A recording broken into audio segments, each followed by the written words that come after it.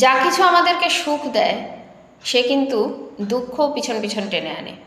যেমন হয়তো আমি বাড়িতে এসি লাগিয়েছি, তাহলে দেখা গেল আমাকে সুখ দিচ্ছে, ঠান্ডা করছে বটে, কিন্তু তার সাথে সাথে অসুস্থতার, ওই গাঁটে ব্যথা বা হাঁচি কাশি এরকম অনেক অসুস্থতাও ডেকে আনে। তাহলে কিন্তু চরম সুখ হলো না।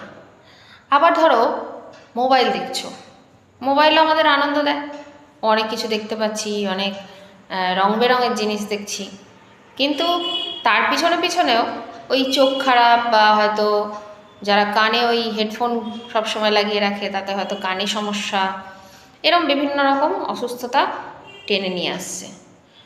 তাহলে চরম সুখ পাওয়া হলো না।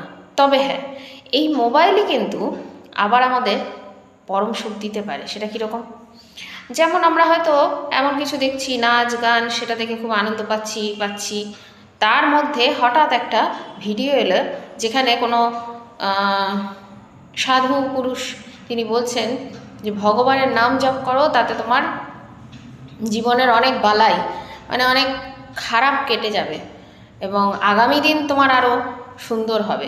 আর তাই শুনে তুমি জপ শুরু করলে। তাহলে এই যে ক্ষণিকের আনন্দ দিচ্ছিল, তার সাথে দুঃখ আনছিল, সে কিন্তু আমাকে পরম আনন্দ বা চরম আনন্দ পাওয়ার এক রাস্তা দেখিয়ে দিল।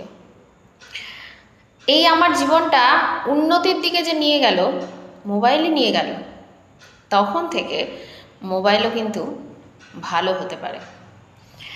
তাহলে পরম আনন্দ একমাত্র যে কিনা আর কোনো দুঃখ টেনে আনে না, সে হচ্ছে ভগবানের চরণাশ্রয়।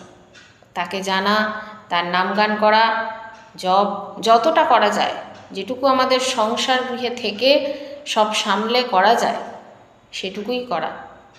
তাহলেই সব থেকে শান্তি এবং সুখ, সমৃদ্ধি, সুস্থতা সব আসবে, যার কেউই আনতে পারে না।